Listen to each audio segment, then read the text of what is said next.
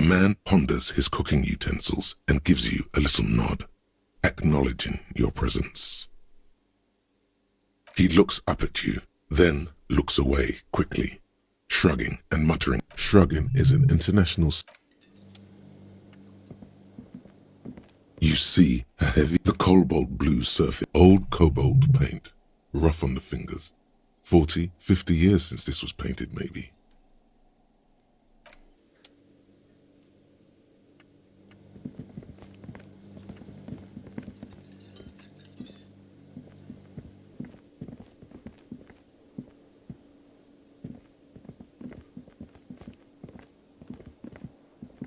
Hello again, sweetie.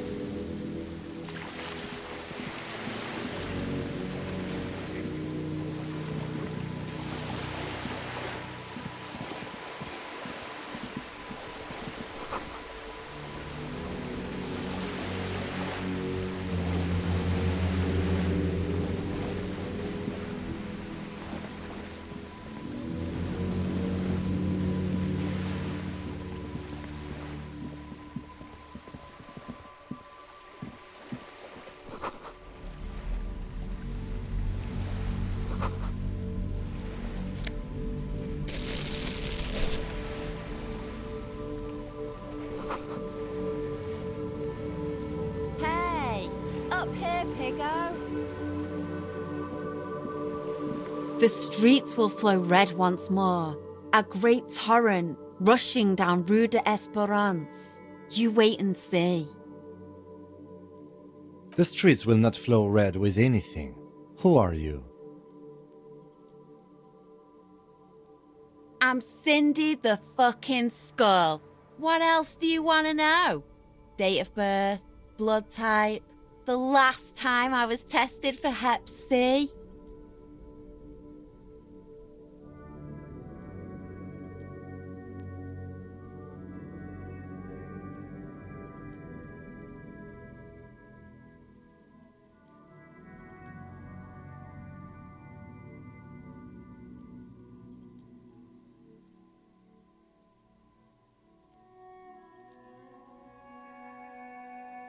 And here I was trying to be polite.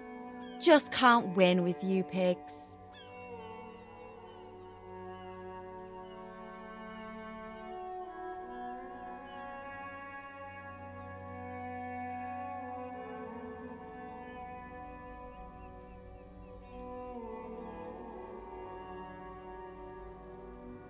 I ain't no snitch, pigstein. Go forth and forage in someone else's shit. No shortage of squealers in these parts. Actually, there is a shortage of people who talk to us in a normal, calm, informative manner. We weren't put on this earth to make your life pleasant, fucko.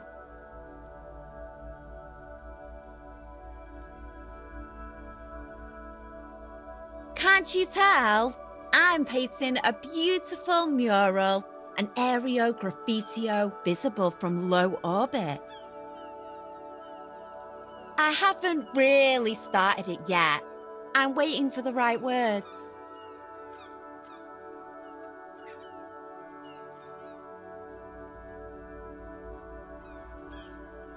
Yeah?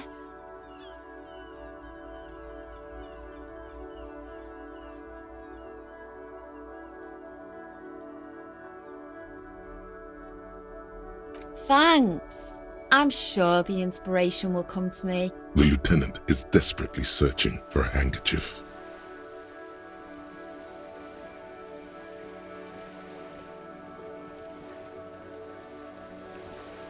Hatred, disgust. It's difficult to tell which of the two is more present in her girlish features. The woman on the boat does not notice her staring. That is on her. Someone's got to keep an eye on her. Yes, we should go talk to her. She's a professional negotiator, though. I have the feeling she will be very cooperative while telling us nothing.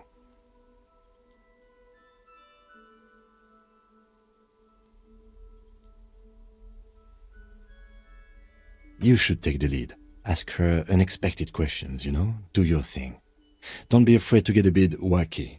Throwing her off is our best bet.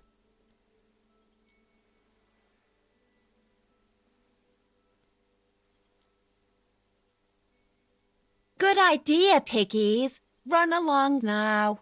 Fuck her shit up. Watch your back,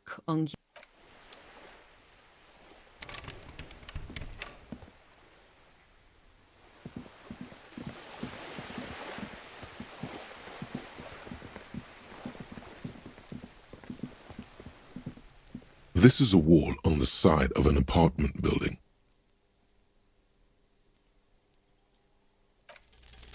You have no clue. It's just so many walls all over Martinez, weather-worn, cracked, their paint peeling.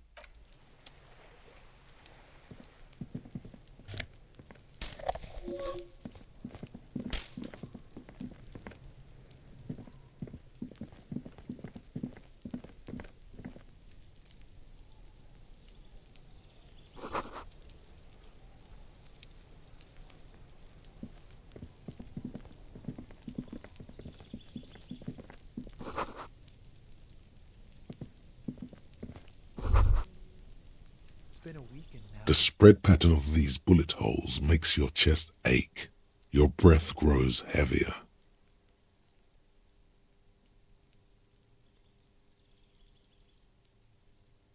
You peer into the faded marks in the stone. They peer back like an endless row of tiny black holes. Sweat starts trickling down your brow. Your chest feels tight looking at them. It's closing in, caving in, ever tighter. Your breathing grows even heavier. You okay there?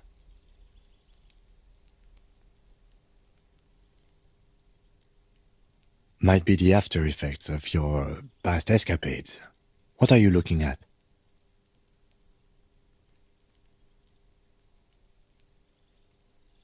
Remnants from the revolution. These are over half a century old.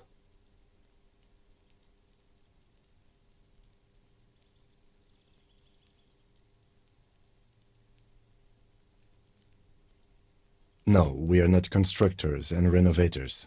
And these bullet holes do not warrant an investigation. Not much. I don't have a fresh perspective on it.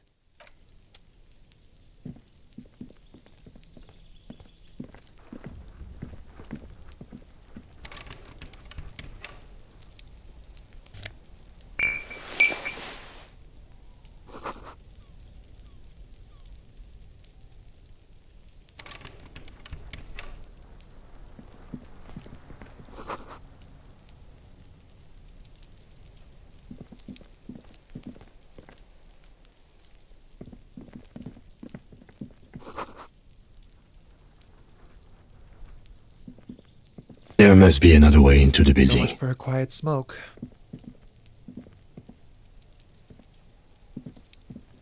You see a young man on a balcony nursing a cigarette. His eyes have been following you for a while.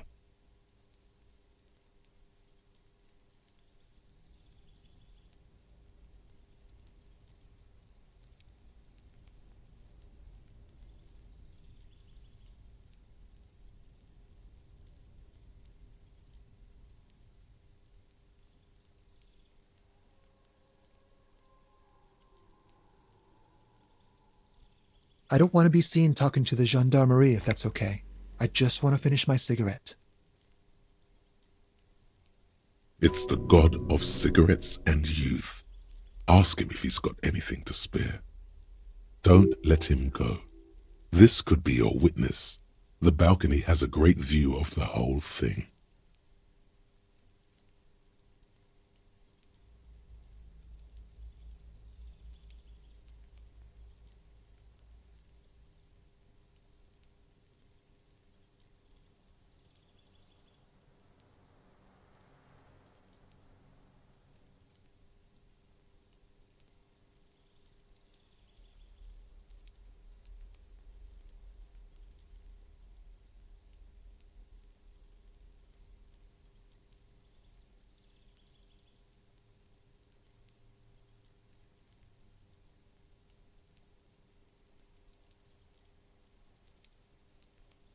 Is it really that important? Like a nervous cat, he keeps stealing looks at the neighboring windows. All right, but make it quick. Once I finish this cigarette, I have to run.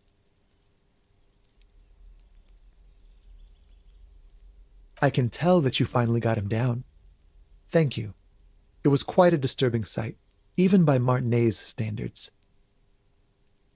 What were you doing last Sunday? Oh. You already asked me that, didn't you?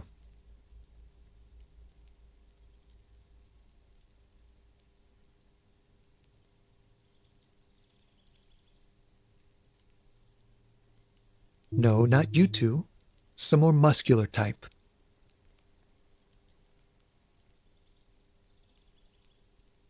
And when did you speak to this more muscular gentleman? Last week? I don't know. Look. You didn't answer the question. What were you doing last Sunday?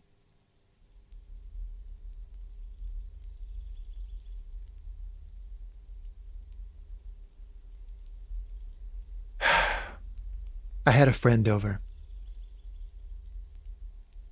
It was my Sunday friend.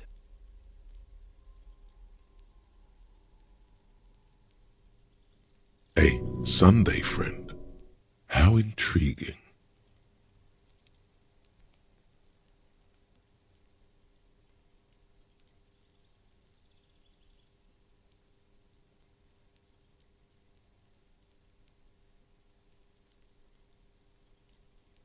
He doesn't reply, gesturing no with his cigarette. In the neighboring windows, you can see faint reflections of his silhouette, all from different angles. Someone hides behind a curtain.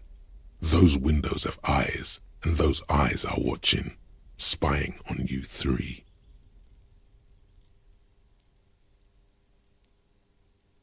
My name? My name is Martin Martinez. Martin Martinez? Good local name. Let's go with that.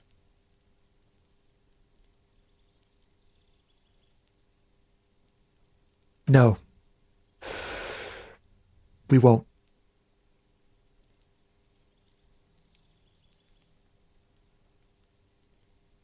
Now, if you'll excuse me, I really need to get going.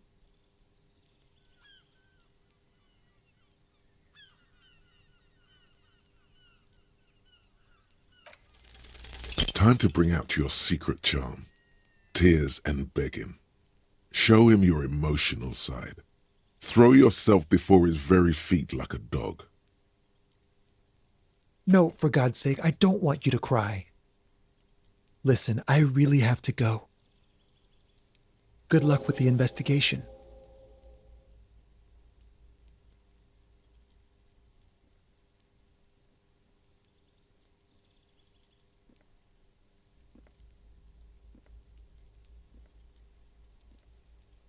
He's gone. No point in running. Tenements like these often have multiple exits. If he doesn't want to talk to us, then he'll know how to hide himself. He could be a witness. Him or his Sunday friend. Either way, we need to look into that muscular type who's asking about our case.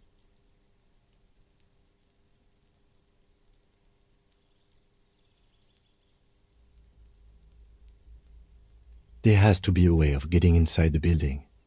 Once we've found a way in, we can ask around for his apartment.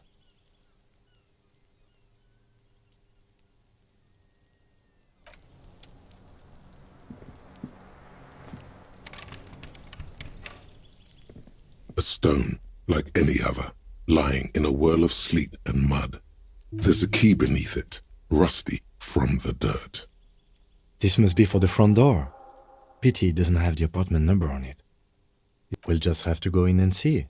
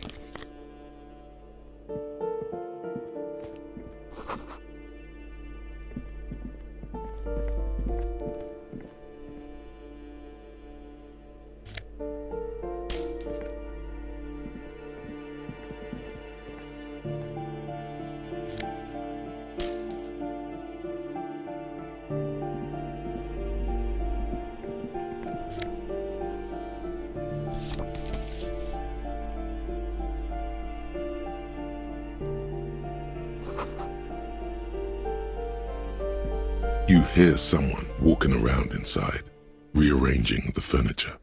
The number on the panel says 10. The walking stops abruptly, but no one comes to the door. A poor communard, from the looks of it. The room is barely bigger than a closet. Do I have to open the door? Do you have a warrant? I'm not obligated to open the door if you don't have a warrant. Let's go. We don't have a reason to get inside that apartment.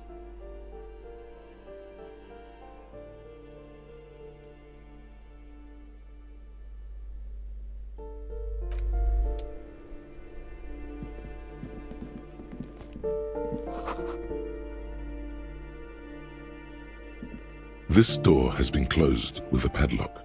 A chalk-drawn number on the board says number 11. It's a solid lump of metal, but the shackle is deeply corroded. A solid pair of chain cutters would make short work of it. Better whip out those cutters. You won't get very far otherwise.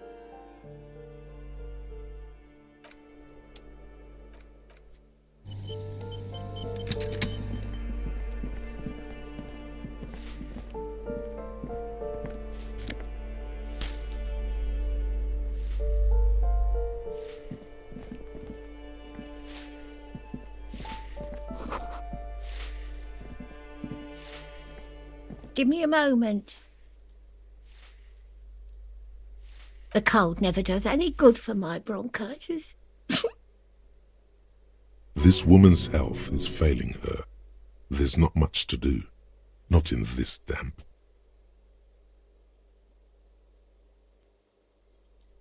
I'm fine. Fine. Don't you worry about me. Now, what do you want from me, policeman? I'm no one.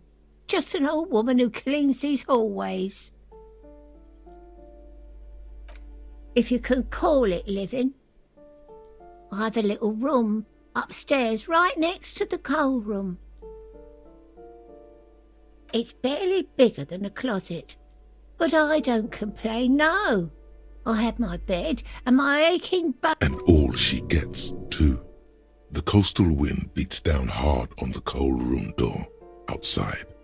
Splashes of waves make the balcony slippery.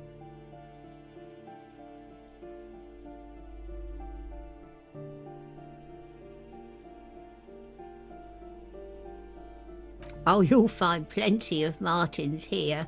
Don't you worry.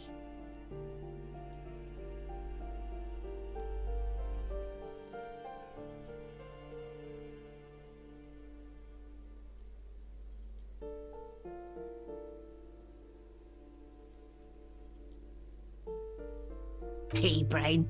Someone played a trick on you.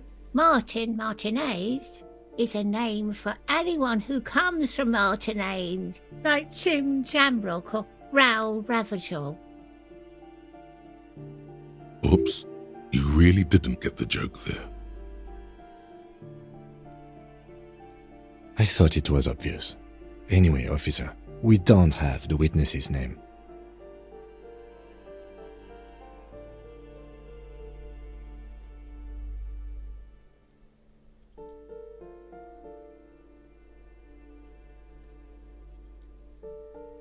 Yes, I know who you mean. The scrawny boy who's always smoking like the devil, right? Somewhere in the building, a child starts crying. You hear a radio tuned to a talk show and someone taking a shower. What's he in trouble for?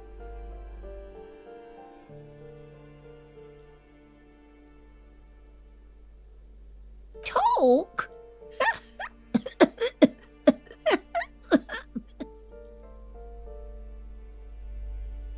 He lives upstairs in room 28.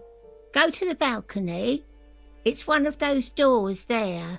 He's usually home in the evening. Thank you. We should go check out his apartment on the balcony. See if he's home.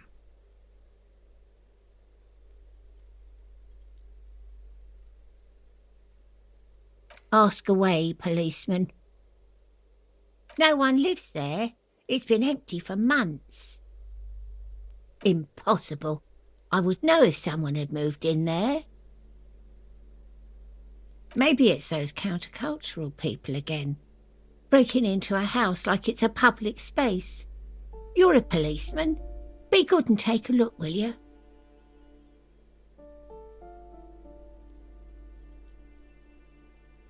Great. Young people. They're worse than rats. You know, always littering the hallways with trinkets and empty beer cans. Oh, that one is a scientist, a future scholar. I think he studies astrology at the community college. Education's good. I always tell them to study. Something to do with all those stars around his door. He asked me to leave his drawings up on the wall. That's what I said. Astrology. The lieutenant shakes his head as though to say, let it go. The artiste? Nothing I can do about her, I'm afraid. She ruins the walls faster than I can clean them. Still, she leaves an old lady to her business, more than I can say for others. She mumbles some kind of a response. Then,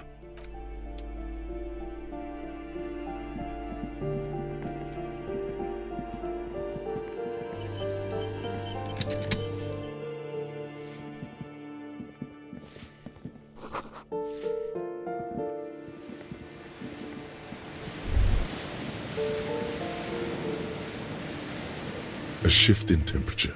The air chills around you. Dust settles on the stony floor. A former architect stands before a slice of window, a room plan in her hand. A cold wave has made the air in the building stand still and frozen, with temperatures falling down to minus 20 degrees Celsius.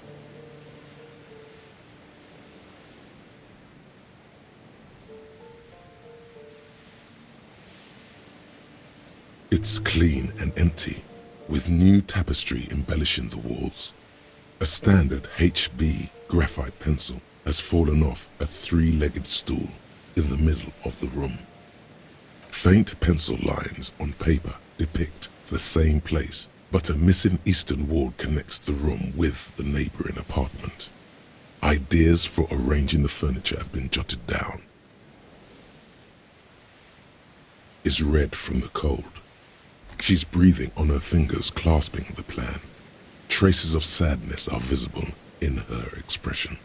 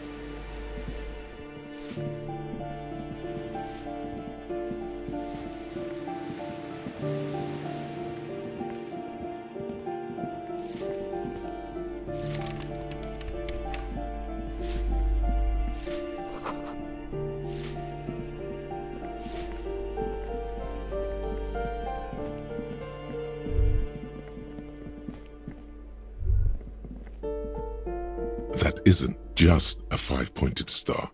It's an inverted white pentagram cradled in a wreath of antlers, the iconography of communism, in other words.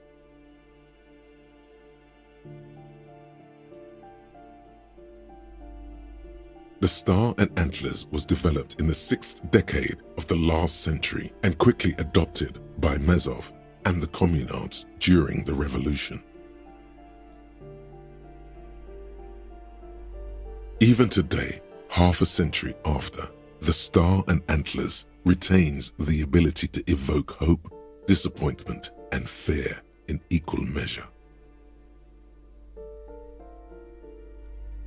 To symbolize the toppling of the old order. Also, some social democrats were already using it. The wreath of antlers represents a natural crown. It was about building a society that could exist in accord with the natural world, and at the same time above it.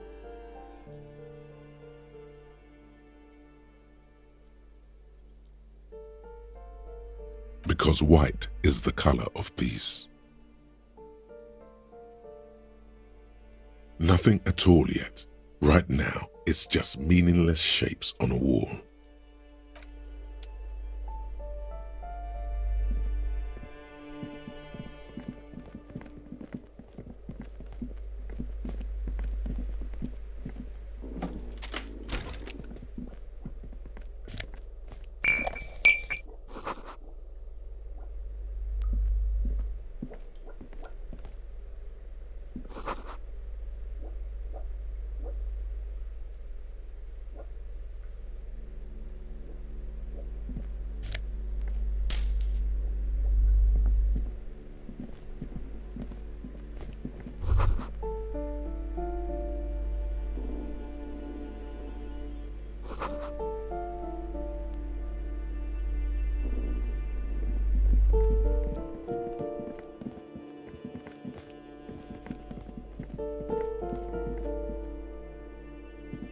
This door has been closed with a padlock.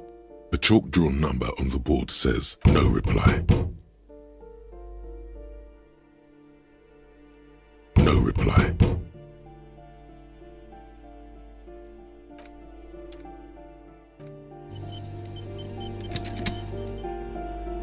This door has been closed with a padlock. A chalk-drawn number on the board says, "What are you doing? You need to get your tools out, man."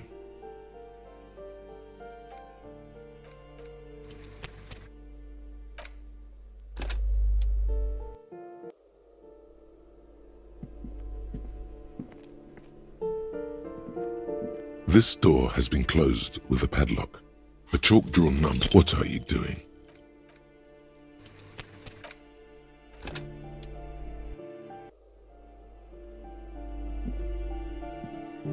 This door has been closed with a padlock. What are you doing?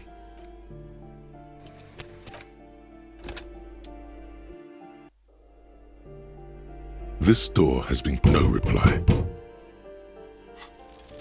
What are you doing?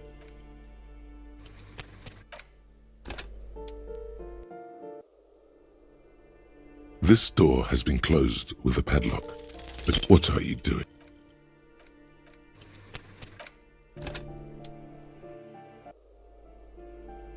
This door has been... No reply. What are you doing? You need to get your tools out, man.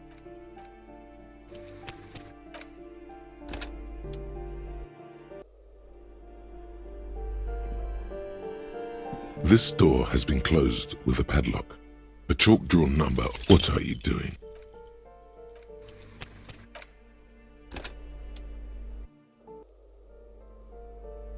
This door has been closed with a padlock. The shackle snaps like a twig, and the lock falls to the floor with a little thud. It should be possible to enter now. After you, detective.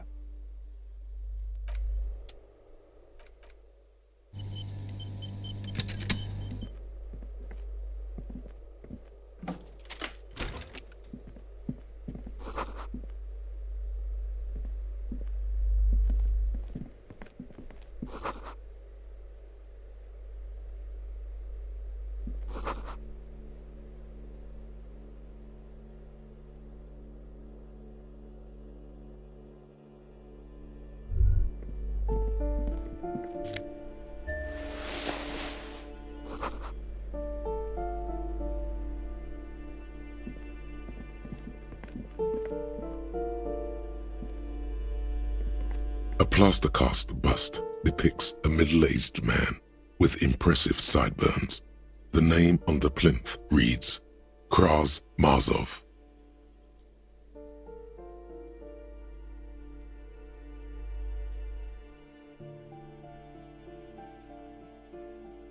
He's known as the father of scientific communism, also known as Mazovianism.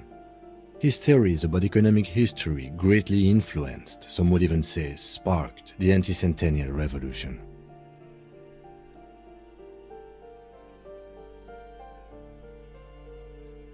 The White Star, the photos on the wall.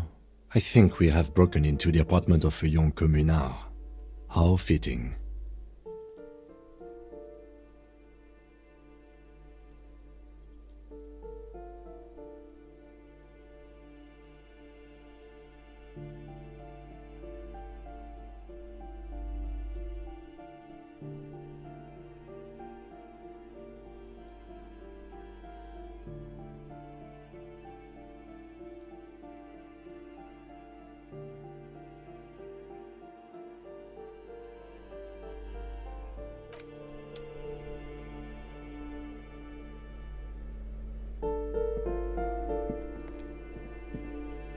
A plaster cast bust. The White Star, the photos on the wall. The White Star, the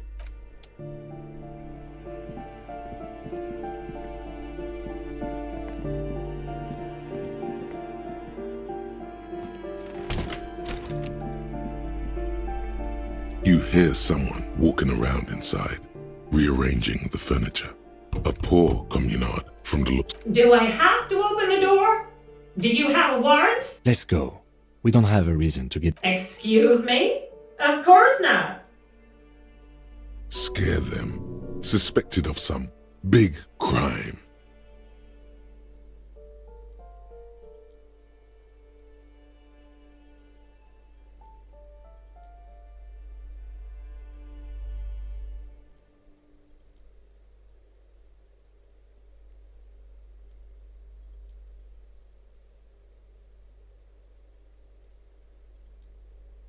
Oh, come on. That was smart.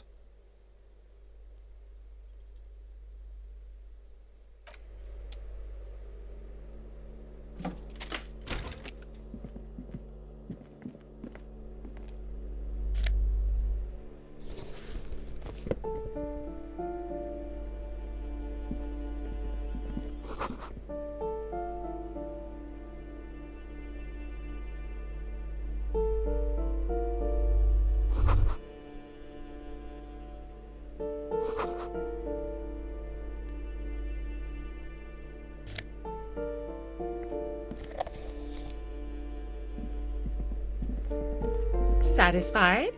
My name is Marielle Charpentier, and I'm an agent with Martinez Realty Associates. I am not breaking in, as I have every right to be here. The keys, see? Boy, there are a lot of different keys there. More than 20 at least. Do you want to see my ID as well? You can't legally ask for it, but why not? Want to see my residence permit too?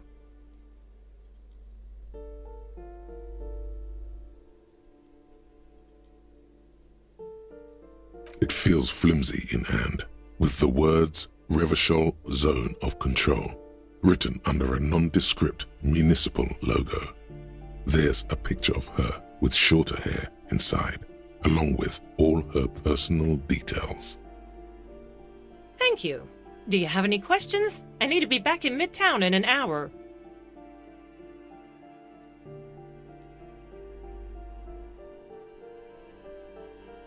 Oh, that's another huge mess. The former tenant owes us 3 months of rent. 3. We closed the apartment and planned on auctioning off the valuables, but...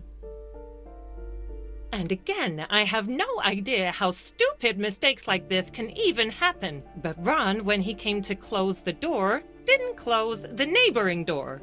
And there's a hole in the wall. So preppy. She's probably on some low-grade performance enhancers, like Peptide or Pericanine. A hole in the wall. Can you believe it? And then the tenant ran off with his stuff. He's gone. The money's gone. Just like that.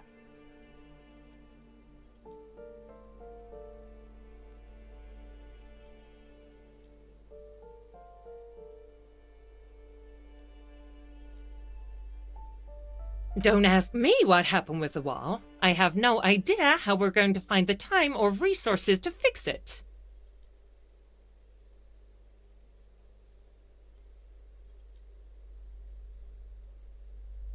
Both apartments are now unrentable.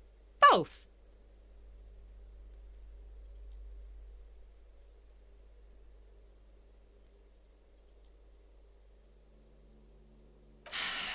I need to get it ready for the next lease, but as you can see, the previous tenant completely trashed the place.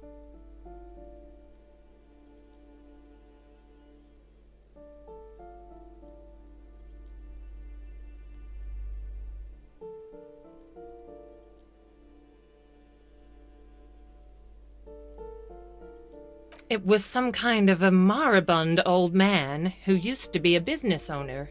You'd think they'd make rent.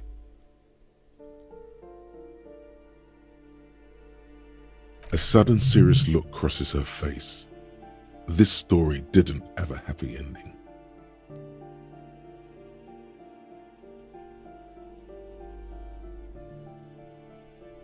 But that was months ago. Anyway, was there anything you wanted, or is that it? I'm in a hurry.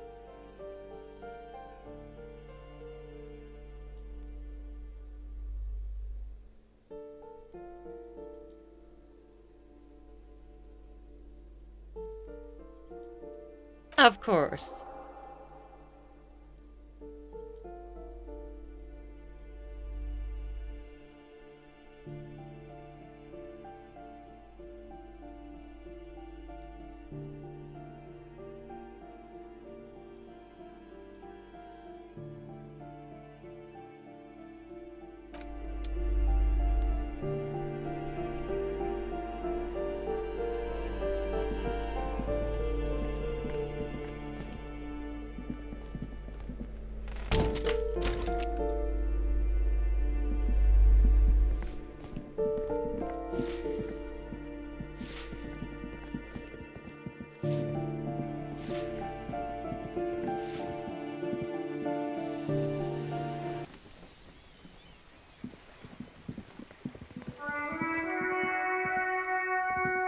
Ooh, the piggies have learned how to saunter up staircases. I didn't think you could do that with hooves. But here you are.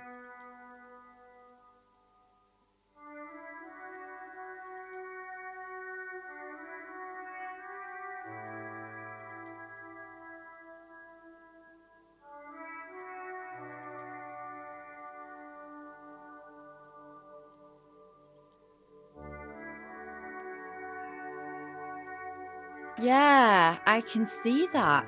Cool mutations. That smell coming from her paint bucket. It's not paint. It's heavy fuel oil.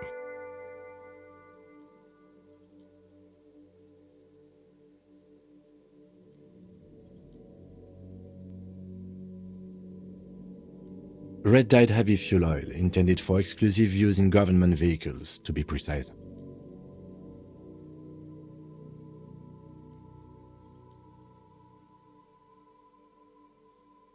What did you think I was using? Aquarels? Sucked it out of a cop's fuel tank myself. Back in Jamrock.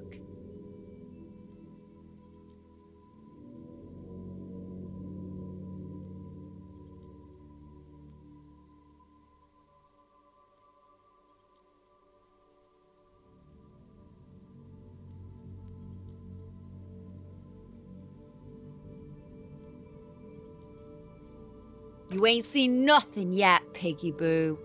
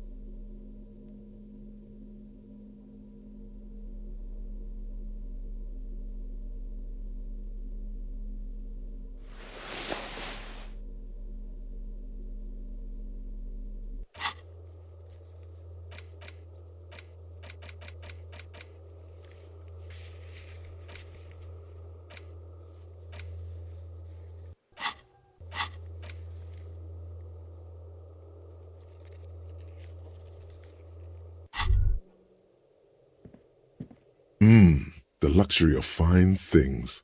Just look at those black monk straps. After spending an entire day hustling, who's to say that you didn't deserve a pair of ridiculously expensive shoes on your tired feet?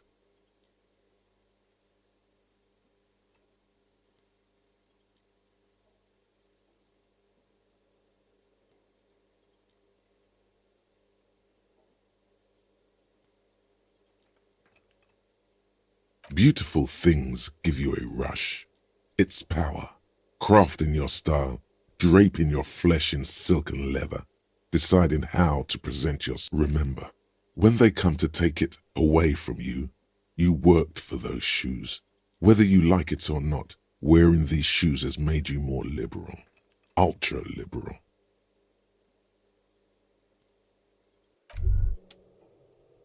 The pockets of these new jeans are perfect for sticking your hand into. Makes you look cool, calm, and collected. As your hand enters the pocket, your fingers brush against something, soft, yet crinkly. Hey, it's a chewing gum wrapper. It reminds you of the fruity juice of apricots. You should inspect it closer if you have time.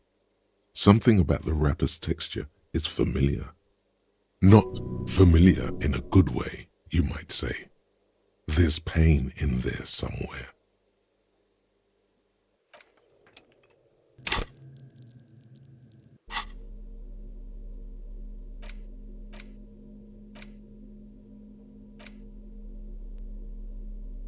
A crinkled chewing gum wrapper. The worn label reads, Tutti Frutti. It smells faintly of apricots with a barely noticeable twinge of cinnamon. Good question. There is no answer or secret phrase written on the inside of the wrapper, yet you're drawn to it. Drawn by regret. Stop before you hurt yourself with a Tutti Frutti wrapper. Throw it away, please. You carefully fold the wrapper into a square before putting it back into your pocket, lovingly even, despite the strange feeling of regret.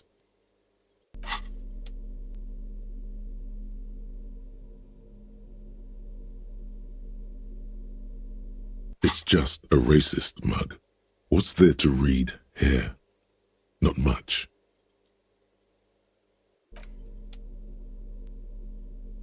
The front of this quarterly journal features a large satirical portrait of the late King Friesel. From the sides of his head, a pair of white antlers spread to the corners of the cover. Because Friesel was incompetent, foolish, and cruel. In short, the embodiment of everything the communards wished to overthrow. It's satire, you see. To your disappointment, there aren't any full-color pictures to direct your attention. Just column after column of closely set text, interrupted occasionally by little doodles in black and white. No advertisements, you notice. So who's funding this radical commentary? After rifling the pages with your thumb several times, you return to the table of contents. The magazine is divided into several sections: international development, Kunst und Kultur, and local concerns. Just inside the cover, there's also an editor's note.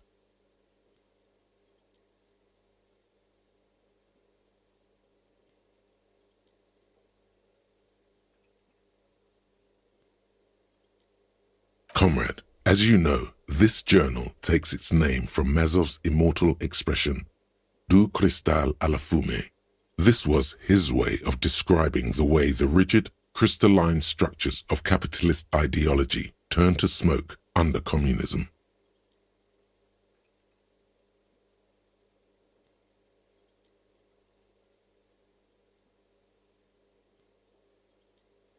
But, like the structures of capitalist ideology, we too are at risk of going à la fumée, unlike many publications which are content to spoon-feed their readers reassuring drivel. La Fumée is committed to telling the radical truth, even when that truth may drive away potential subscribers. Perhaps they've overestimated the market demand for this kind of commentary. So please, if you value our radical Mazovian perspective on contemporary politics, culture, and international affairs, please consider subscribing today. Yours in struggle, the editors. What do you expect? It was laying around the office of the Debarders Union. They're probably bankrolling the thing. You flip back to the front of the magazine. The table of contents unfolds before you.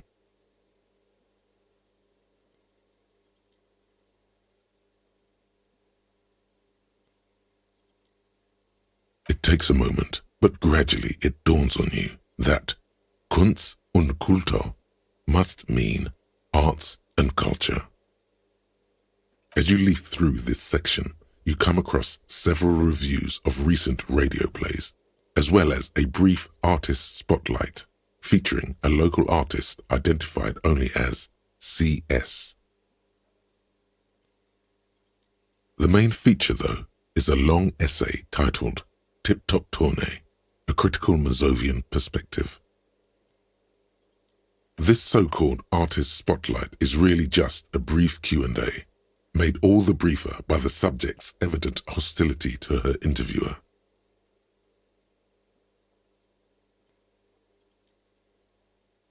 The actual article is surprisingly light on details, but after skimming a page or two, you gather that it has something to do with motor carriage racing.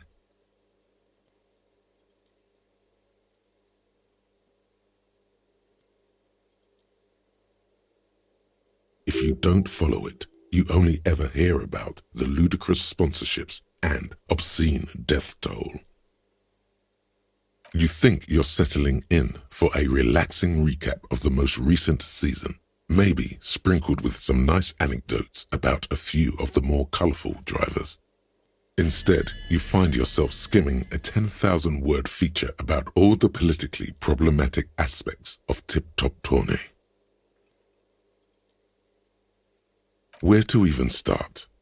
For one, there's the crass commercialism of its sponsorships, and then there's the practically criminal emphasis on deadly motor crashes.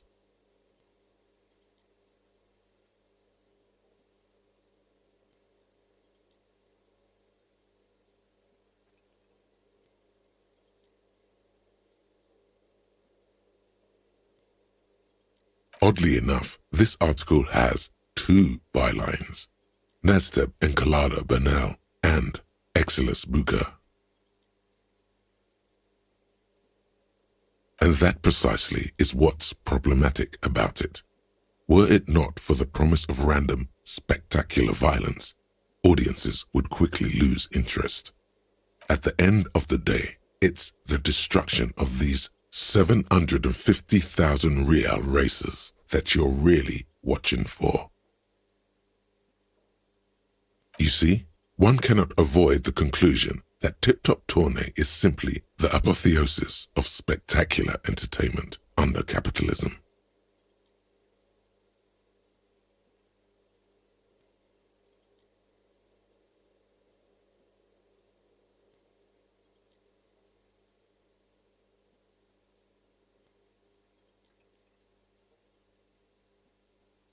I can safely say the thought had never crossed my mind, Detective.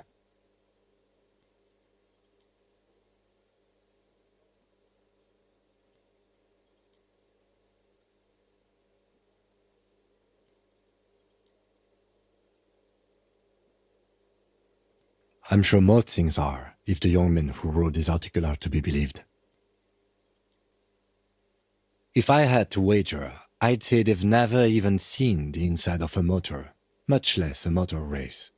I'd take whatever they write with a large grain of salt. You flip back to the front of the magazine.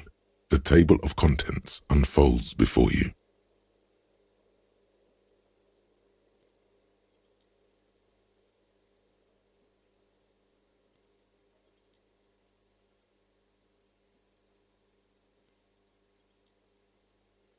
This section includes a long, tedious critique of the latest round of free trade negotiations between the EPIS nations and the Free State of Semenine.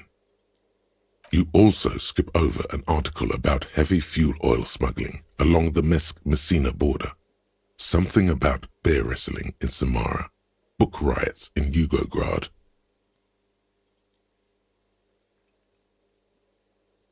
Whoa, whoa, whoa. Bear wrestling. Flip back to that. It seems to be part of a new public fitness initiative in the People's Republic of Samara, SRV, devised and promoted by none other than President Kanajinsky himself. According to this extremely credulous account, Uncle Sport, as he's affectionately known to his people, has recently decreed bear wrestling the national sport of the SRV. Based on the description in this article, he appears to be an extremely competent and democratically elected president. It's quite straightforward. A standard match features one man, or in some cases woman, against one bear. 2 competitors, 1 ring, 5 rounds, or until incapacitation. According to the SRV's Ministry of Information, the program has been a tremendous success. Public support stands at 87%, and youth obesity and alcoholism rates are down 12% and 7% respectively.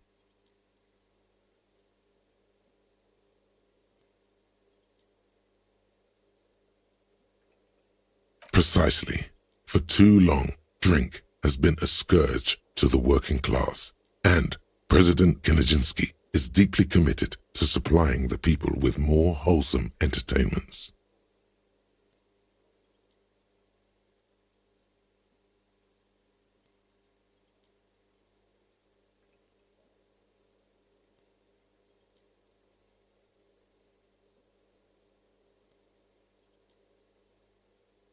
You flip back to the front of the magazine. The table of contents unfolds before you. Unsurprisingly, much of this section is taken up with articles declaring unqualified support for the dock workers' strike. You skim the headlines. Paint the harbor red and white. Martinez tames the wild pines. A city in revolt. First we take Martinez, then we take La Delta.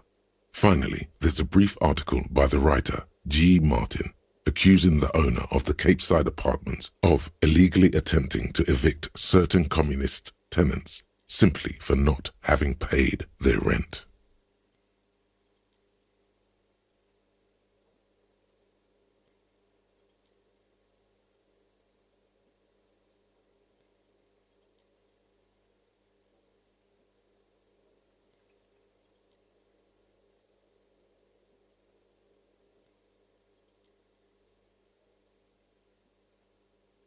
The writer G. Martin remarks dryly that capitalists love wealth redistribution so long as it's only redistributed upward.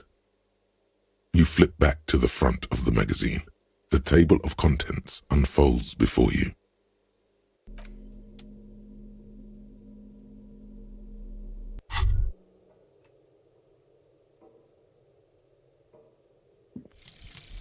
Aces high.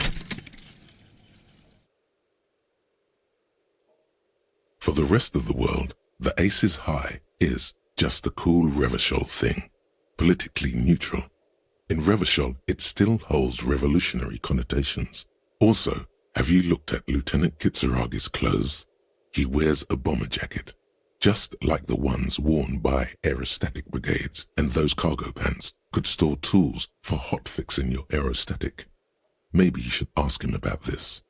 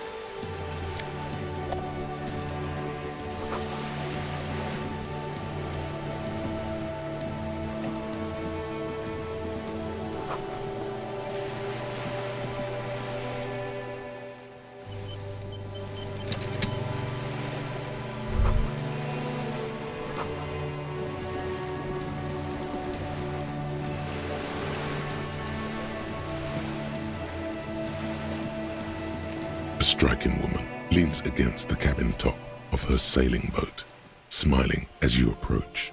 Her green raincoat glistens with droplets. A silk scarf is tied around her throat.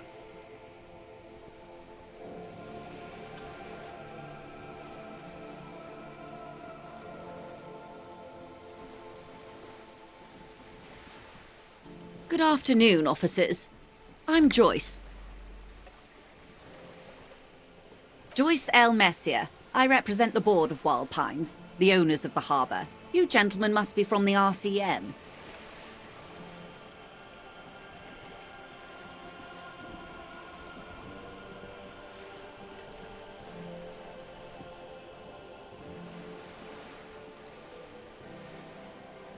I'm glad to see you here.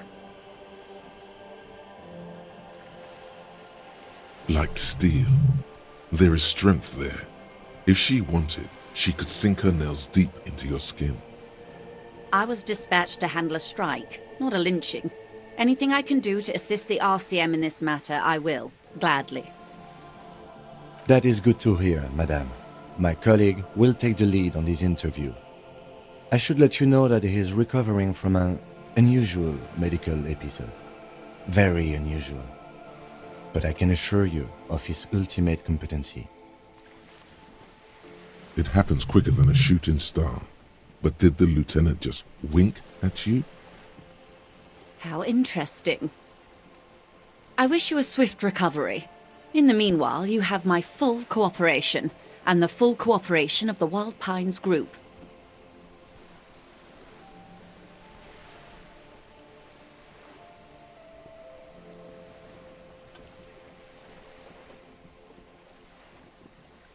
What we do. I'm afraid I don't speak for Wild Pines as a whole. It's a giant undertaking.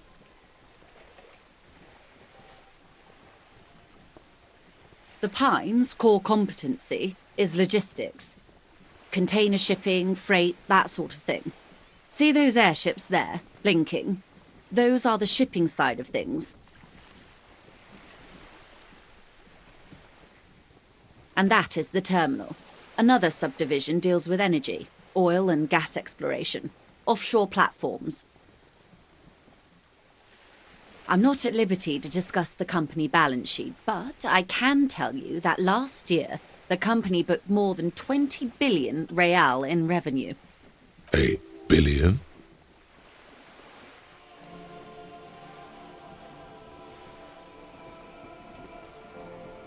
$20 billion is a large number, but the conglomerate employs 72,000 people. They all need to be paid. Then there are capital improvements, interest payments.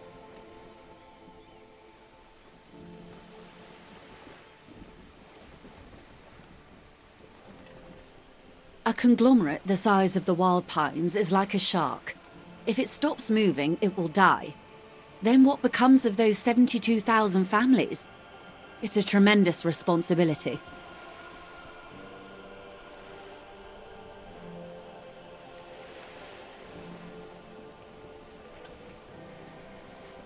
They started as an exploration and cargo fleet conducting trade between the Samaran and Insulindian Isolas 250 years ago, when Pine ships explored the South Seminese and charted Lomantang on behalf of the suzerain.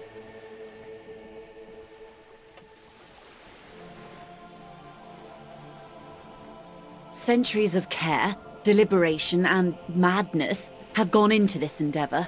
Vessels pass through the great unrest to re-emerge with apricots in tow. The logic of the system is totalizing. It's taken everything from its employees to build it.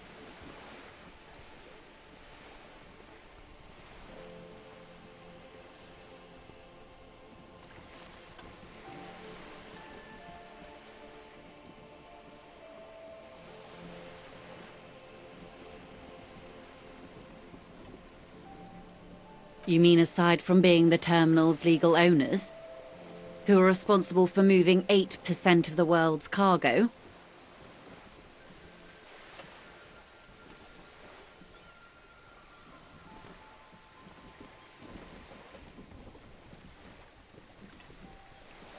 There are no minor cogs in the system. Each terminal must be accounted for, lest the entire system break. Every hiccup in such a system means thousands lose their jobs, the world over. I'm here to assure that doesn't happen.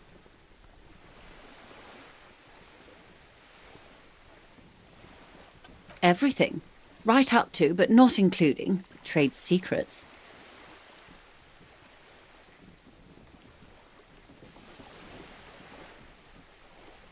I believe the official title is Senior Labour Negotiator. In practice, I'm a grocery clerk. I relay the union's demands to Wild Pines and return with Wild Pines' counteroffer. And how are the talks going? They're not. That's the problem. The union stopped all negotiations a week ago, after that awful lynching took place. Wait, she just admitted that the lynching and the strike are connected.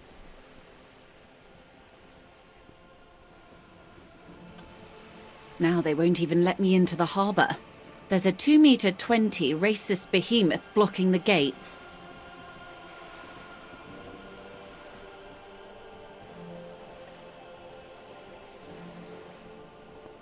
What can I say? The union employs a giant covered in tattoos. A racist giant. I guess that's part of their big tent organization now. Yes, I believe there is a connection, but that's a subject for later.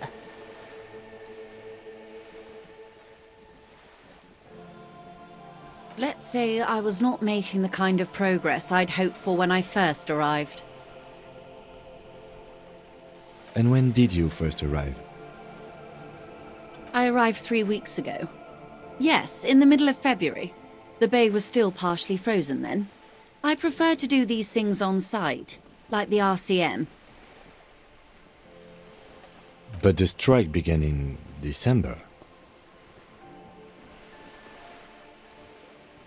I wasn't the original negotiator here. I took over after Mr. Gaumont hit a wall with Mr. Clare, the union boss. Mr. Clare refused to speak with Gaumont despite concessions he'd granted the union in prior negotiations.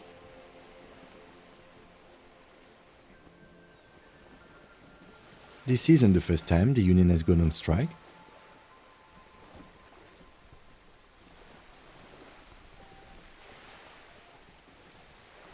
Heavens no.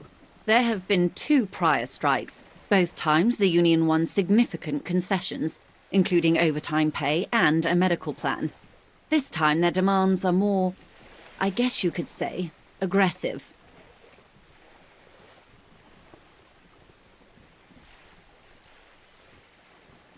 Mr. Clare told him to... how did he put it? Fuck off, midget. Gaumont is short of stature, you see.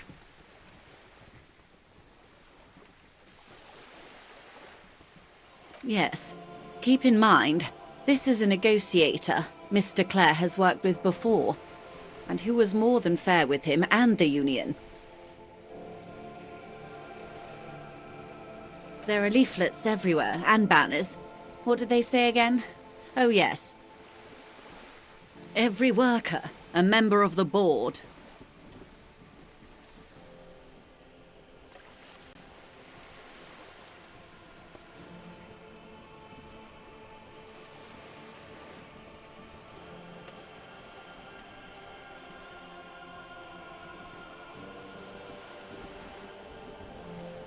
Then you might also like their other slogan.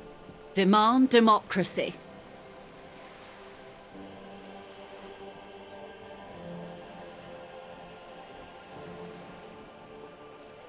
Personally, I don't think it has the same pizzazzo as every worker a member of the board. It's quite simple, you see. Every time the Wild Pines group makes a decision about what? About anything really, it needs the signature of each of the 2,200 workers in its Martinez terminal. Just so you understand, this is but one of 22 terminals owned by Wild Pines.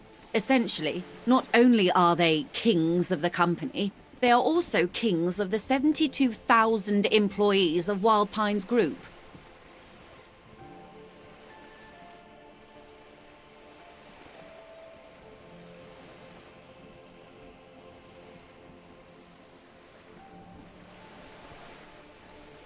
That may well be. It's not up to me to decide who is king, but as negotiations go, it's not a swell start. I'm not sure. Naturally, I assume that was just their opening position, a hard-nosed tactic with a side of mockery. But there's been no follow-up, just the same nonsensical slogan repeated over and over again. And now, people are getting lynched, I hear. Behind the whirling in rags. A disastrous situation if there ever was one. Excuse me, from whom did you hear about this lynching? I first heard it from the bowyer at the gates. The one whose very name advertises his aversion to work. I think he said it was, "Call me mañana." This checks out.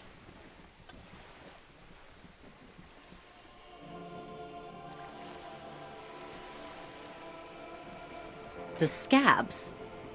You mean the huddled masses of Jamrock, come to plead for work where the union refuses to?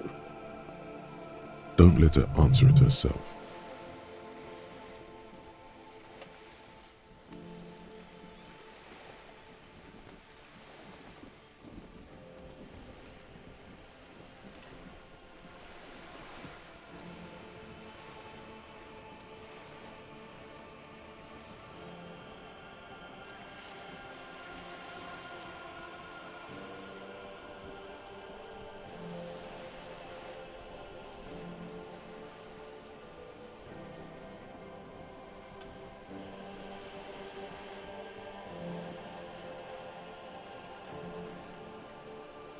If these strikebreakers were organized by Wild Pines or its affiliates, then it would be a company secret. I could not share it with you. Not yet, at least. Everard Clare is a man of the utmost integrity. If you can say one thing about him, it's that he always puts the interests of the workers first. Of course not. Everard is fantastically corrupt. I imagine he has a thick, viscous goo where you and I have blood. If you were to prick him with something sharp, you could see it oozing out. A knife, maybe? No, a rapier. Oh, heavens, no. We get along just fine. Yet, now that you mention it, I can't stop imagining that black treacle just dribbling down his double chin. He is the most corrupt individual I have ever seen, and I deal with men like him for a living. If there is anyone more venal, more irredeemably nepotistic, then it's his twin brother, Edgar. Have you seen him? Edgar looks exactly like his brother, except for that lazy eye. He also talks exactly like Everard does, and when one's term as foreman is up, the other takes over. It's how they circumvent the term limits, you see, with a funny little switcheroo. While in office, they've embezzled God knows how much of their workers' dues.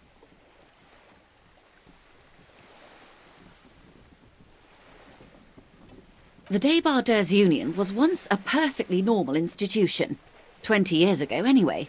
It must not have been easy to establish under the Emergency Act, but they did it. I can respect that. Organised labour at its best, as they say. Then something happened in the local chapter elections. The brothers Clare came and transformed it into a... how do you say? A mob. The Débardeurs are a crime syndicate. Sad as it may be, we are forced to cooperate with them.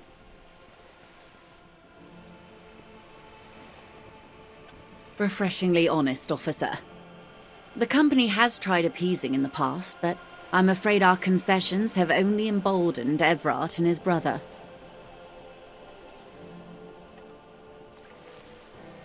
And your opinion, detective, if I may ask?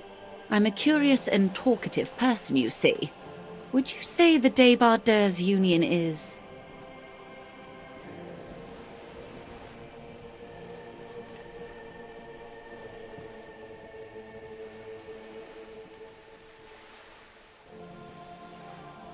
Of course, officer.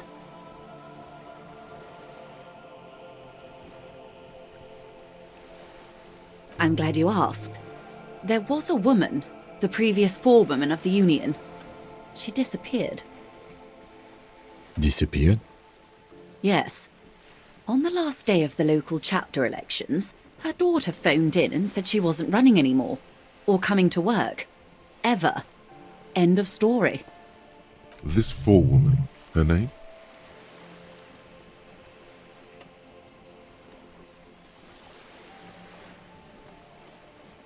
Sadly, the company records do not even give a name.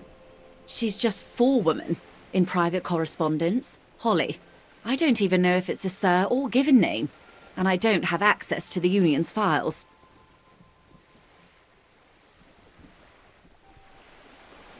Downright haunting, if you ask me. The Wild Pines suspected foul play, but what could they do? It was a Union matter.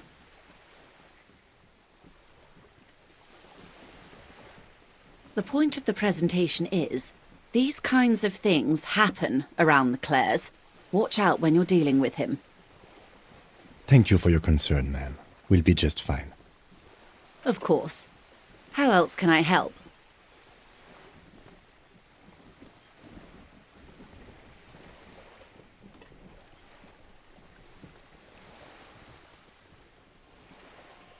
Quite a few things, I'm afraid.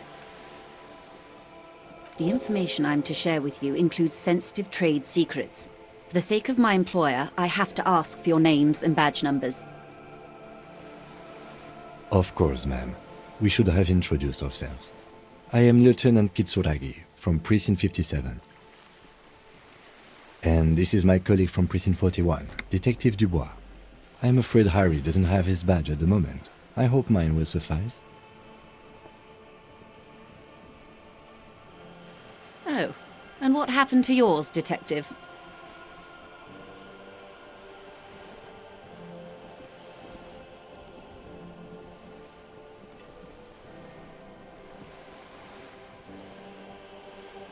I see. So, are you saying you lost your badge during the course of this episode?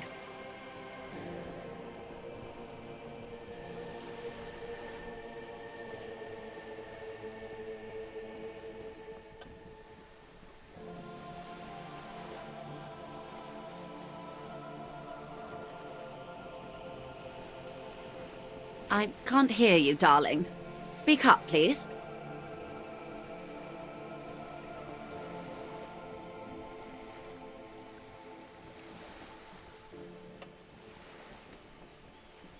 Oh dear. Some kind of encephalopathic amnesia. I don't even know how to respond. I do believe you, naive as that may sound. I simply can't imagine what you gain by faking such a condition. As I said, ma'am, his technique may be very unconventional, but he is an officer of the RCM. Of course, I sympathize, but I'm afraid I simply can't share anything more until I've seen that badge.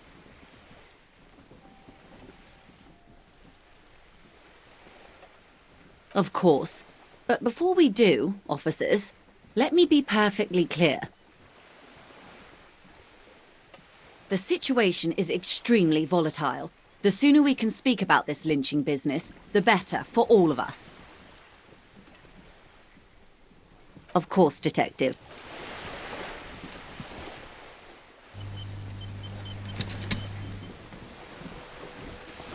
You're back. Good. What can I help you with? I'm afraid I can't say any more until we've taken care of... Feelings will...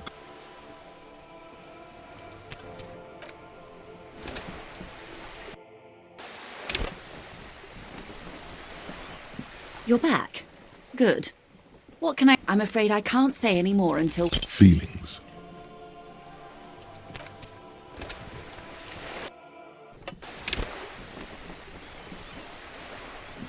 You're back. Good. What can I'm afraid I can't say any more until we've taken care of... She's a negotiator. Just float a favor at her. Insinuate. I will be frank with you. If I'm going to break protocol, I need to be able to justify it to my superiors. They're going to want to see something very tangible. You're in, but expect her to drive a hard bargain. Reports from inside Terminal B suggest it's a hub for the local drug trade. This is an open secret in Martinez. The Union controls the terminal, so it goes to reason. They're profiting from this trade. The company has tried looking into this matter before, to no avail. Perhaps someone with your authority and resources might turn over the right stones.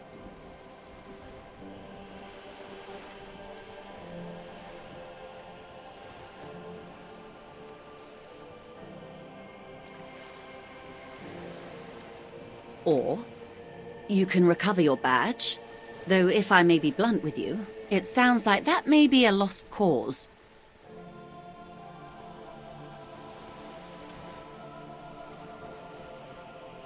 Detective, a word in private before we continue.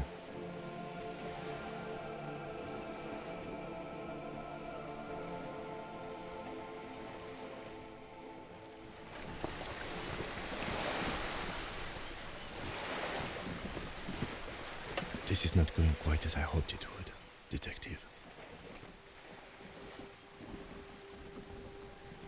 Honestly, I was expecting you to use your unorthodox technique to keep her off balance, and not volunteer us to be her henchmen.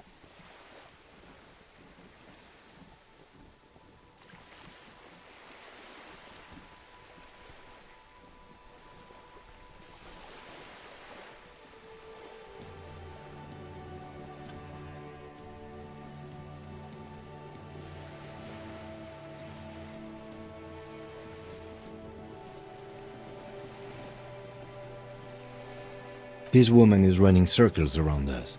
She might have known about your misplaced badge all along, or she's simply an adept improviser. Either way, we've played straight into her hands.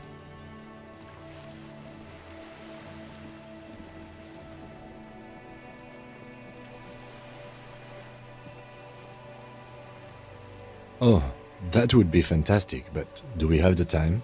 The world is large and your badge is 8 by 6 centimeters. You could request a new one from your station, but that would literally take months.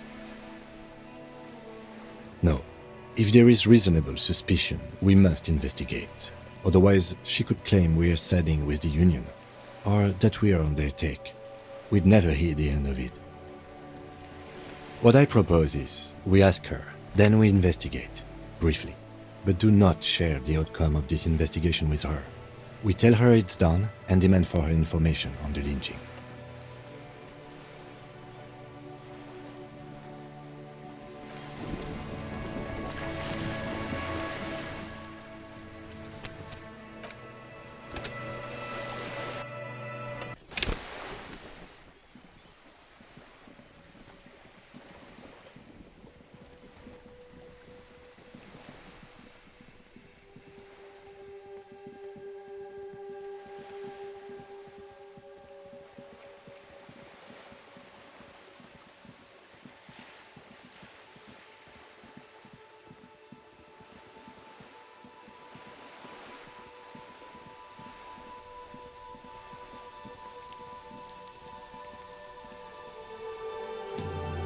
Hello, sir.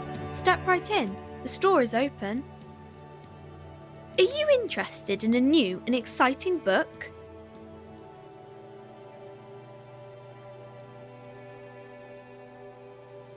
It's a bookstore, sir. We sell books, postcards, and some board games. It's called Crime, Romance, and Biographies of Famous People. Whoa, whoa, whoa, whoa. Hold your horses, little girl.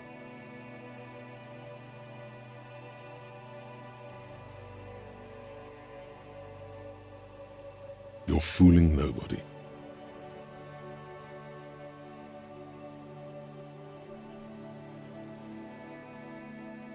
Sir, are you okay? You've been standing here silently for a while now.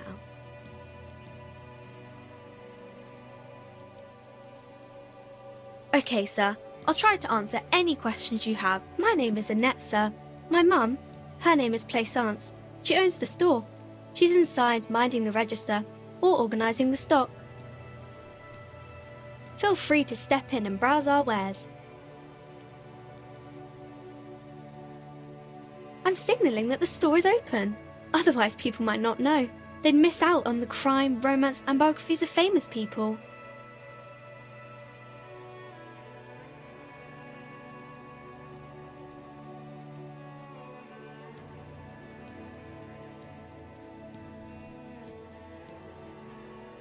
Oh no, sir. I'm happy to help Mum by luring in customers. Besides, I have some hot juice in my vacuum bottle to keep warm.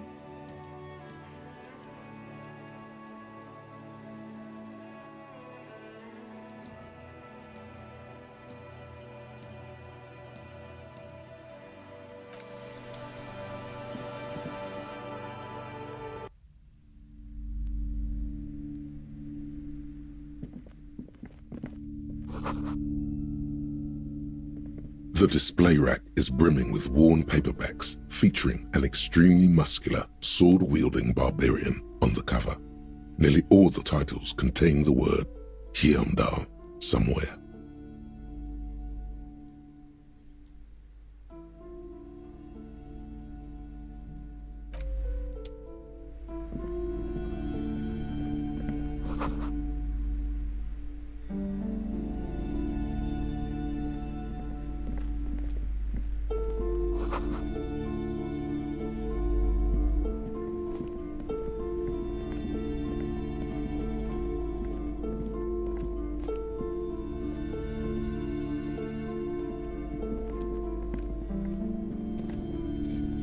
These shelves are overburdened with books from the same series. You see the name Dick Mullen over and over. A couple of spook novels hide amidst all the detective books. Thrilling tales of spycraft and daring-do. Crime fiction is a disgrace. An asinine misrepresentation of the physical attributes of the arduous everyday work of actual police officers. These books greatly overstate the excitement of police work, glossing over how long it takes to actually follow up on leads and eliminate dead ends. Furthermore, they have no idea how hard it is to simply remove a body from a tree. What's more, they completely ignore the psychological hardships of year after year coming into contact with people during the worst days of their lives. Not a single mention of all the stress this work creates upon the officer's family. Detective fiction just doesn't tell the truth at all. Now, would you like a list of all the books found on the shelf? You see Dick Mullen on the job. Get Me Mullen. The Stalwart Adventures of Richard P. Mullen. Dick Mullen and the Murder in the Orchard. The Sordid A Killing is Declared. Dick Mullen in the Murder House. The Final Case of Dick Mullen. An obvious lie. Dick's shelves filled to the brim with crime novels featuring the supposedly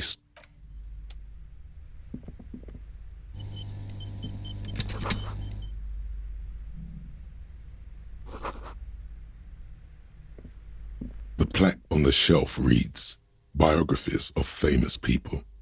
You see a large variety of names, none of which, browsing through all the books with all their names, makes your head spin. None of these seem important or relevant. It's all just vapid egoism. Suddenly, a particularly odd title catches your eye. It reads, High Speed Love, the tragic true love story of Jacob Irv and Alfie Delatraz, by one Cecilia Averbrook. High Speed Love chronicles the romance between two of the finest tip-top tourney racers in history. One of them is the madcap driver, Jacob Irv. His blonde mane graces the cover. Next to Irv's life story, next to that, Revacholian radio personality Guillaume Bevy stands in front of a rundown drug den. He's a permanent fixture on Channel 8, reporting on real... I really must insist you buy one of the books. Reading them is not for free. Do still browse, though, but not too long. I'm sorry, I did not mean to rush you. You are browsing. Go ahead. Take your time. Time is commerce.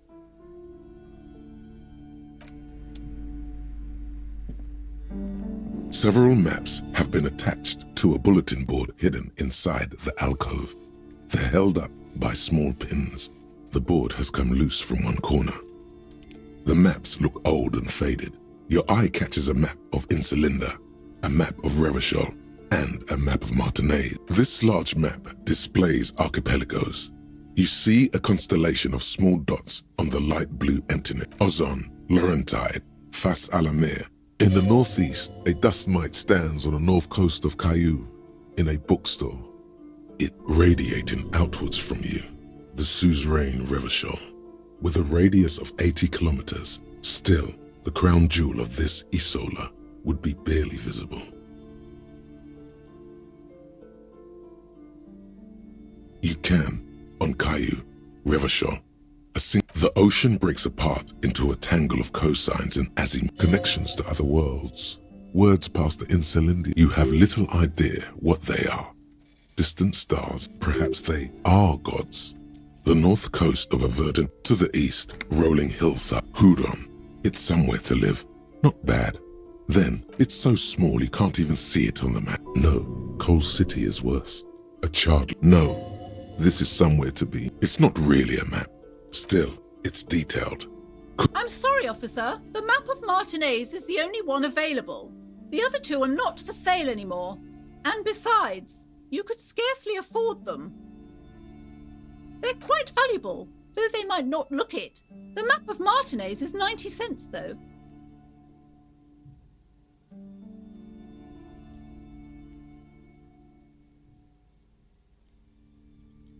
That old thing?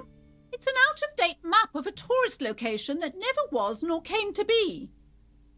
From when some design studio people tried to spruce the place up 4 or 5 years ago. They also renovated the horse statue, set up those coin-operated viewers, and designed the new street lamps. They didn't get that far, for some reason. A shame the project never got going. Would be nice if someone fixed Martinaise up. All these ruins are bad for business.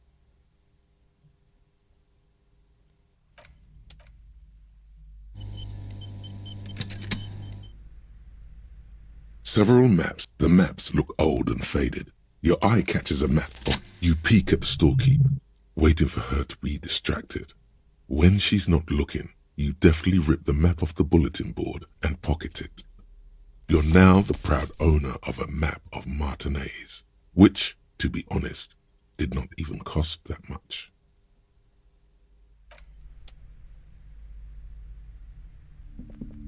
This bookstore is not strictly about crime, romance, and biographies of famous people. There's also a wide range of paranatural literature. Amidst the various books, you find one written by someone named Matthias D. The point of the book, and many others on this shelf, is to give people medicinal advice in situations where they don't have access to pay. Various paranatural books still litter the shelf.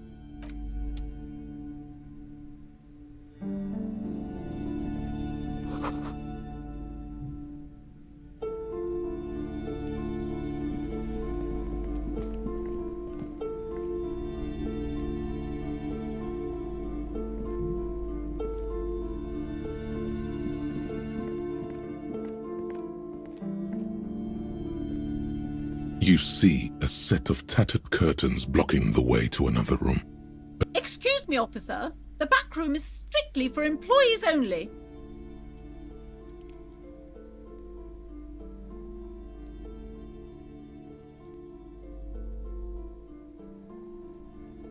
Nothing. Now please go back to browsing the books. Don't you feel compelled to look at the books? The book... Oddly enough, the more she tries to draw you away from the curtains, the more... Just as you're about to pull apart the curtains, the petrified voice of the shop owner cries out once more. Sir, don't touch that. I told you it's off limits for the customers. Parapsychologically speaking, we're done if you decide to open them. I won't be held responsible for the consequences. It's too dangerous. She looks away, mumbling. Why is everyone always messing with the curtains? Why can't they just buy books like normal people?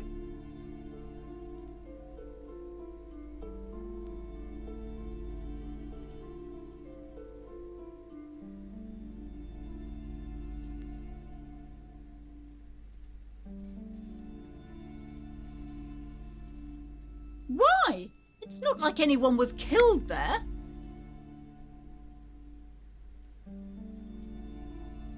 I am sorry. I don't mean to be so impolite. Just please don't go there. I can't allow that. You'll only make things worse and unleash the powers. The curtains do seem frail suddenly, not robust enough to contain a slippery darkness. No! Please just talk to me, officer. Come here and let's talk this through before you decide to do anything extreme. Lies. Rip them open, we say. You see a tattered set of curtains and a polyhedron-shaped cage-like trinket.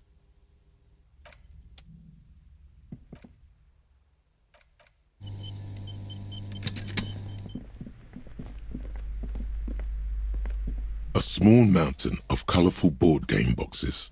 There are numerous types of games for all, an endless variety of. There's also a large hardbound tome with intricate cover art, The Hunters of Catawak. There's a box that says, Wirral, 3rd edition mega setting supplement. Nonsense for anemic Beano-clads.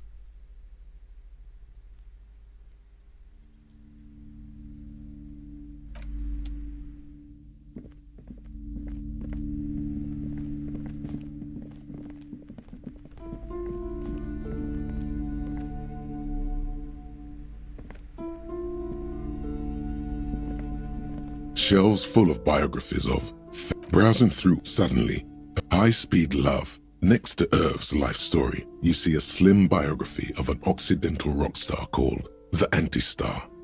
He's famous. Next to that, Revacholian radio personality Guillaume Bevy stands in front of a rundown drug den. He's a permanent fixture on Channel 8, reporting on real-life crime and ruining cops' days. I really must insist you buy one of the books. Reading them, I'm sorry, I did not mean to run. I would say, The Greatest Innocence. Yes, most certainly. It's an important educational tool, delving into the depths of history, religion, and they're a very influential historical figure. The book is also very daring. The author aims to re-examine the universal understandings of the innocentic system, creating a fresh vantage point and a shift. Certainly, it's prudent for a person to have at least an elementary understanding of history and society. You feel like you should get this one. Definitely. It's important somehow. A true cultural touchstone. Enjoy the read.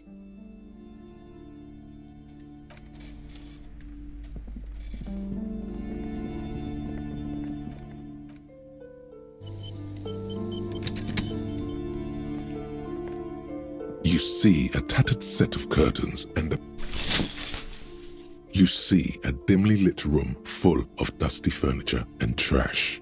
A doorway stands in the back, covered in dozens of scary little cage-like trinkets, your shadow looming over it like an omen. I warned you, you're unleashing forces beyond your understanding.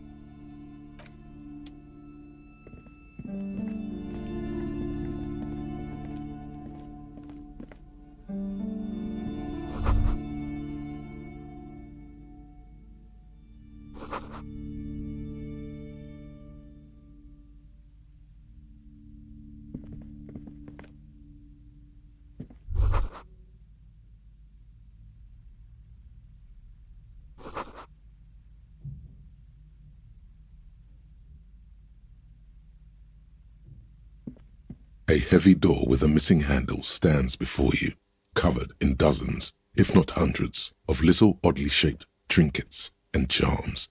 It appears to be locked. What if you just break it down?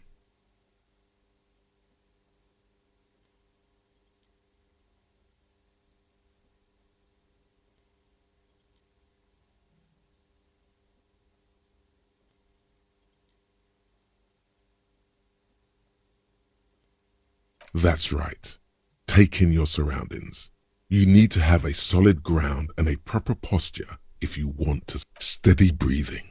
Solid core. The room is dimly lit and littered with old. It's made of a solid block. Only an echo. No one is there.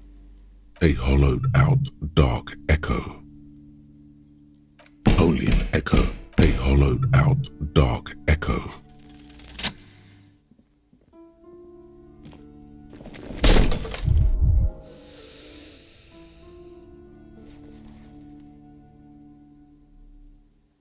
You smash into the wood and see a small crack appear on the doorframe. It's going to take one more try to break through to the other side. But You're not thinking of trying again, are you?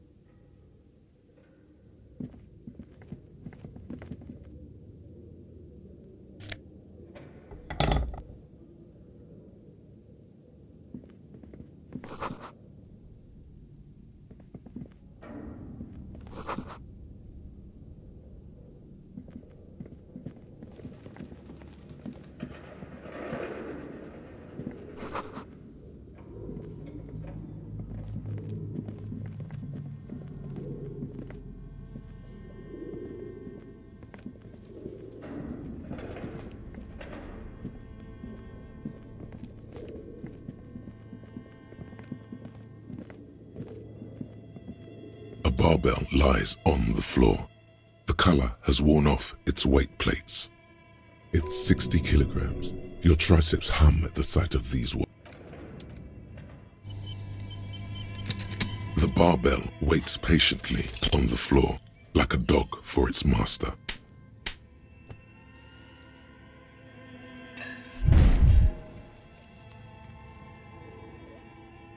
You manage to hoist it off the ground, but the barbell, even your body has failed.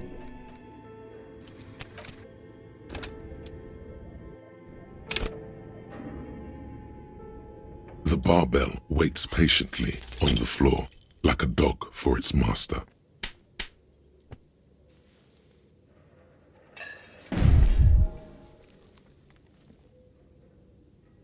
You manage to...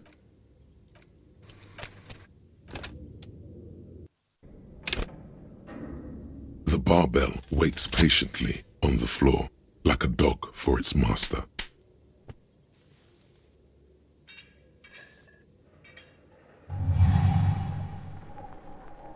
Conjuring up an inhuman amount of strength, you raise the barbell up in the air.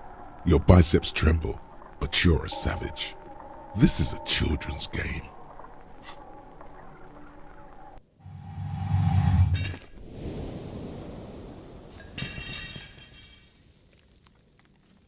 A warm wave of accomplishment washes over your head as you drop the barbell to the floor. Good technique.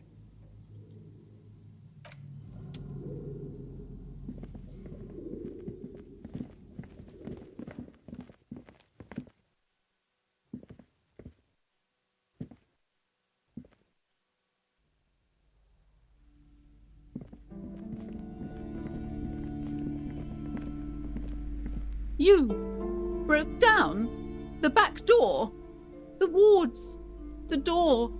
It's all gone now. Dark psychic energy. I suppose it's all over now. I guess there's no escape. Just a door? This place is cursed, Detective. They don't call it the doomed commercial area for nothing. Just look at the sheer amount of companies that have failed in this house. I hope you're happy now. Happy that you've ruined everything. Now that you've broken the door, the curse is Host Almighty, she prays, guard me and my honest business venture from the curse that lurks behind the door. Blessed be your name.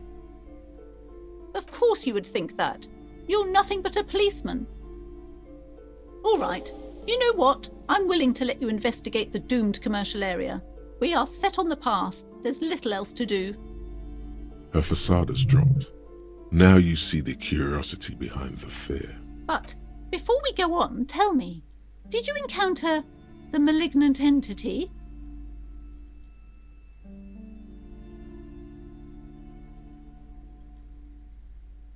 Yes, the malignant entity that lives inside the chimney.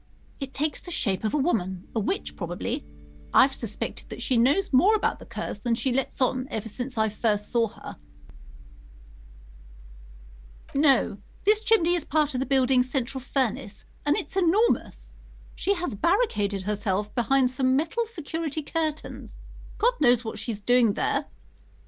Some unnatural magic, I assume. You should go find the entity and ask what happened to all the companies in the building. Okay, but please, only a few questions. You wouldn't want to disturb the spirits.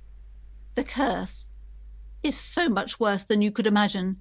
It's a disease, eating at the very foundation. It's the curse of financial distress, of ruin and bankruptcy. But officer, there's nothing natural about entire companies declaring bankruptcy. I'm talking about cacodemons feeding off bad business practices and disappointing income statements. There's something wrong with this building, I can tell you. Ever since I arrived, I've sensed an eerie link. Yes, I've contacted numerous parapsychologists and even a pair of Simonese mediators. The wards help to keep the doom at bay and protect us against the darkness that lies further in the building. Even though now Oh, this! No, it's a special Himian amulet, blessed by desert pygmy shamans, with a spell of compulsion. It's to compel people to buy books. There are numerous spells cast throughout the store. I had the books anointed with a different inducement spell, for example. It's guaranteed to boost sales 15%.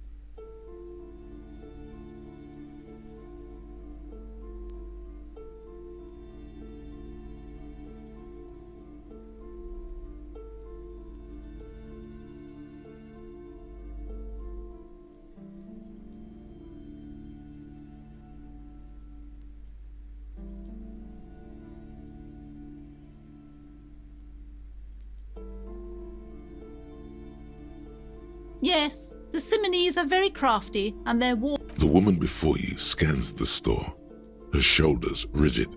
Annette, yes, my daughter. I hope she wasn't slacking off again with her nose in science fiction. Tell me, was she at her post doing her job like a proper girl? Wonderful! Did you talk to her? Great! On a scale of 1 to 10, how compelled were you to buy books after talking with her? My precious, her dedication brings joy to my heart. If you have children, I hope they turn out as great as my Annette.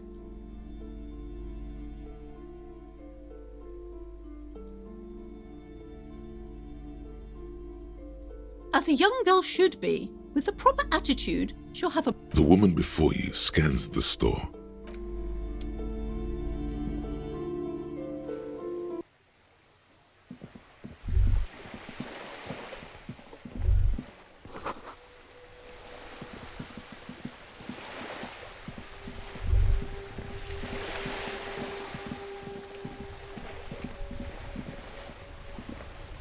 We are still waiting for a replacement for the bull you sent sinking. What is this?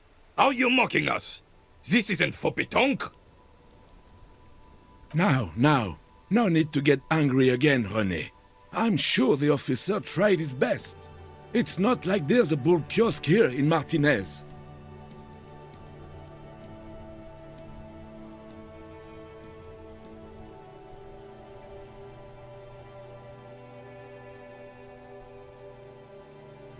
The best, huh? This isn't even a bull. But fine. I guess you did attempt to right your hooliganism. Consider it forgiven. Unfortunately, I don't. Unlike most of the locals, I have no qualms about assisting law enforcement, but this affair has passed me by completely. In Martinez, the Union is the law, so can you really blame them? Cop is a pejorative term. I don't have a problem with policemen. On the contrary, I admire the effort to bring order to our streets. If I knew, I would not be afraid to tell you. I simply don't. Yes. The terrain here provides an interesting variety to a familiar game. Yes. It was left by heavy artillery fire. Heavy artillery fire, you say? That's the best kind of artillery fire. Why what? Because that's what happens when communards hijack your country, execute your supreme leadership, and turn your capital into a slaughterhouse. You use heavy ordnance to clean up your home.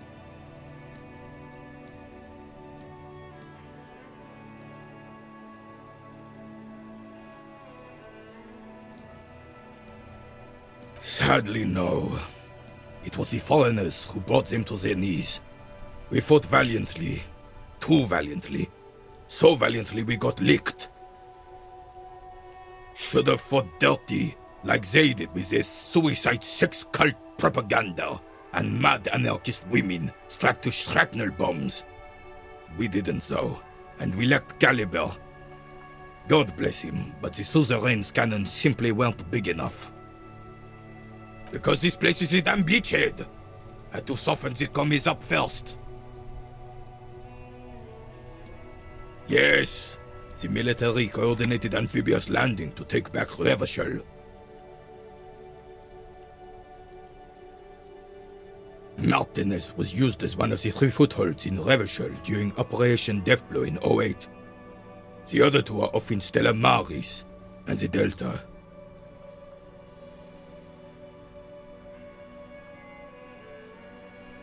This here is Blood Ground, where coalition boots first made landfall and cleaned those rabid dogs out. Blood ground.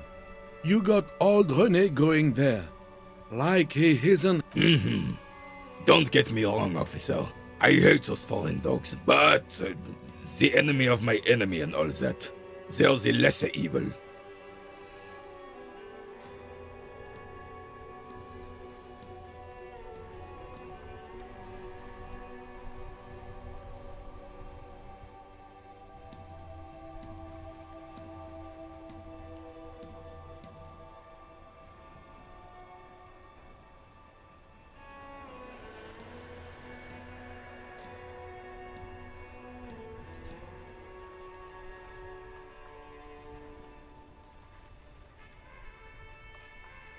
Damn right, son.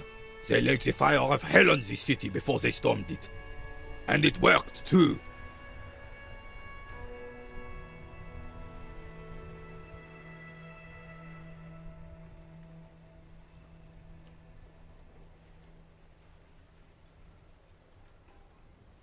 He approves of this radical approach, knows it was necessary. The rest of the city got cleaned up, but Martinez they keep as a monument. And now the Union Socialists are practically running the place. Well, it's your own damn fault. You, we, the coalition, Revachol, whoever you want to blame, never finished the job.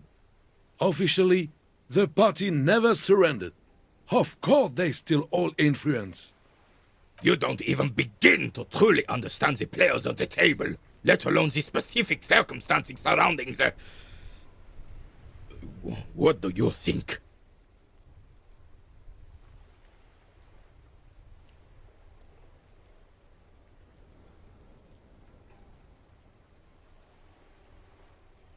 Preposterous! Surely you don't mean it. I'm just sorry it had to be them. After 8 years of fighting those commie hyenas, boiling cats for food and drinking my piss in the mountains.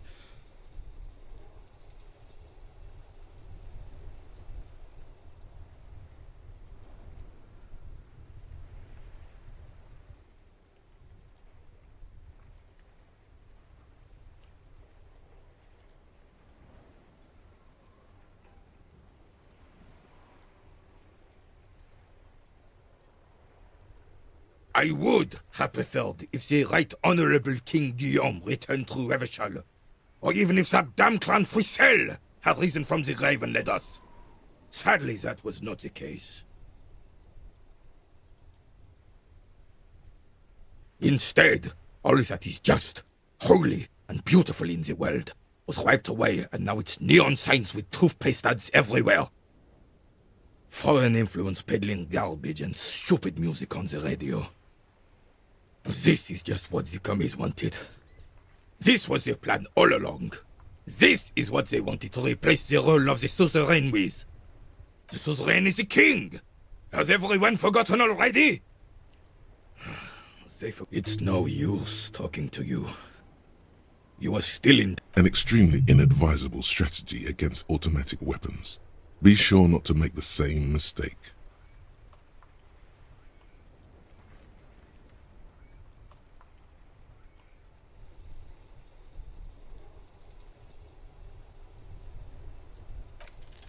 All you observe is a... This is the... Don't you mean? You do not...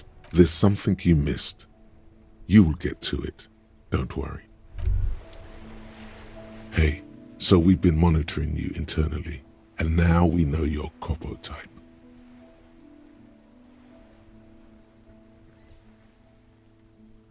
Guess.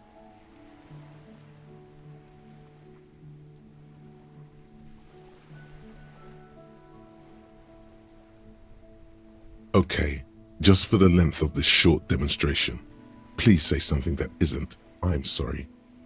Guess. What is it?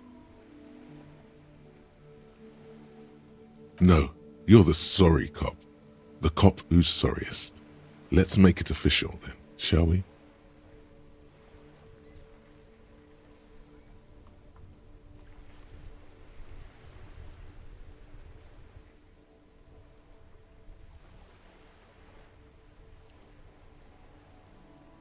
What?